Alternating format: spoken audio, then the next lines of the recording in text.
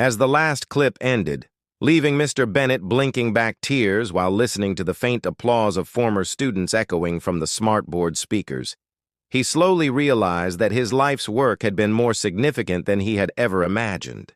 It wasn't just about the stacks of graded essays or the countless hours planning lessons, but about the profound impact he had on the hearts and minds of thousands of young people whose lives he had touched without even realizing it.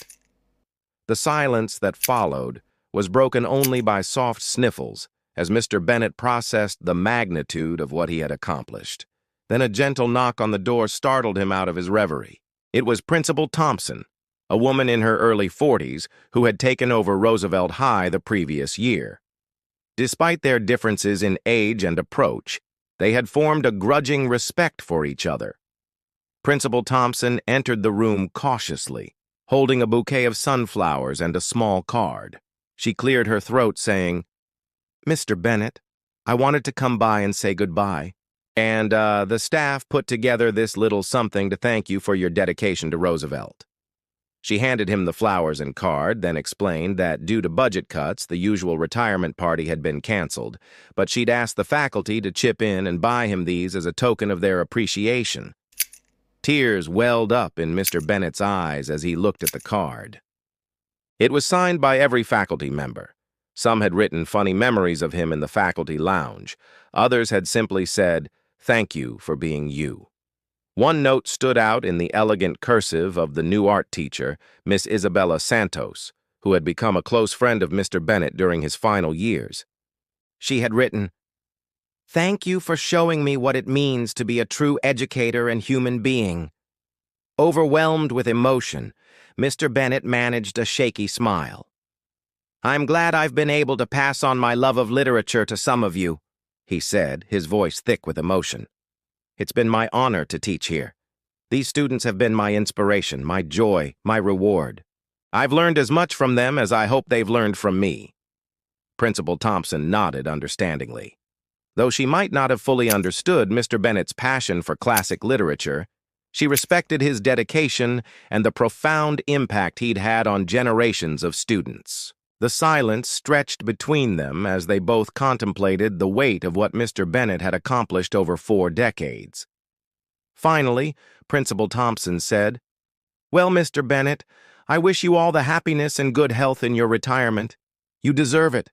Now, are you sure there's nothing else I can get for you? Maybe some extra time to pack or access to the printer room so you can make copies of anything you want before it's, recycled." She trailed off, unsure how to fill the awkward silence that had fallen between them. She knew she couldn't replace his decades of institutional knowledge, nor did she want to erase the history he'd embodied within those 4 walls. But she also couldn't shake the feeling that she had somehow failed him, not personally, but as his administrator. "No, you're very kind, Principal Thompson, but I really appreciate you coming by," Mr. Bennett replied with a warm smile. "And honestly, I don't need any more books or stationery. Just know that I'll miss these halls and the wonderful students who walk them. They've been my joy, my heart, my everything." "I hope you'll keep in touch," Principal Thompson added, knowing that despite their differences, they shared a common purpose in wanting the best for Roosevelt High and its students. As Mr. Bennett packed the last of his things, he thought back on the incredible journey that had brought him to this moment. From the shy, idealistic young graduate who walked through these doors for the first time, he had grown alongside the school, facing challenges and triumphs that had shaped him as much as he had shaped his students. The last video message played. Mr. Bennett found himself overwhelmed by emotions he hadn't expected to feel. Sinking into one of the student desks in the front row, tears streamed down his weathered face. The classroom that had felt so empty and forgotten just minutes before was now filled with the voices, faces, and hearts of people whose lives he had touched. There was Maria, now a doctor, sharing how Mr. Bennett's belief in her had pushed her to pursue medicine despite a difficult childhood. There was David, a lawyer who recalled how Mr. Bennett's compassion in the face of his parents' divorce had helped him navigate one of the toughest times in his life. Then there was Emily, a teacher herself now, who spoke about the impact of Mr. Bennett's encouragement when she had doubted her abilities to make a difference. Each message was a surprise, a delightful shock that brought back a flood of memories and proved that his impact had traveled far beyond these four walls. It had reached into hospitals, courtrooms, classrooms, homes, and communities around the world. His former students, the faces he had known so well, were now making the world a better place because of the lessons they had learned, not just about literature, but about life compassion and the importance of treating every person with dignity and respect. The video concluded with a simple message that filled the entire screen.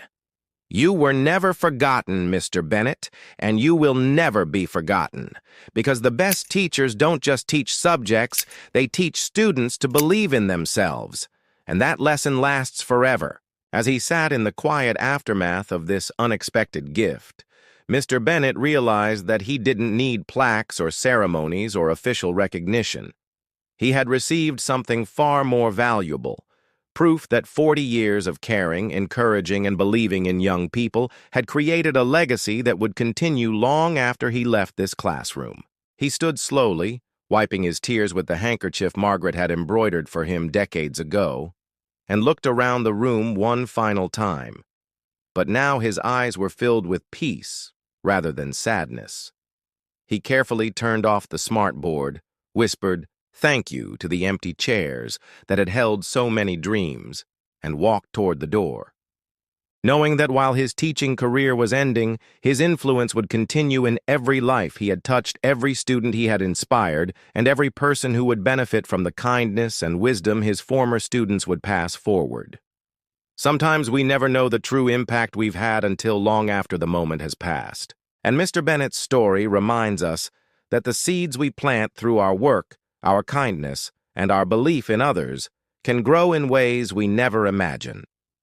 If this story touched your heart and reminded you of a teacher who believed in you or inspired you to believe in others, please subscribe to our channel for more stories that celebrate the profound ways we influence each other's lives. Share this with someone who needs to remember that their impact matters more than they know.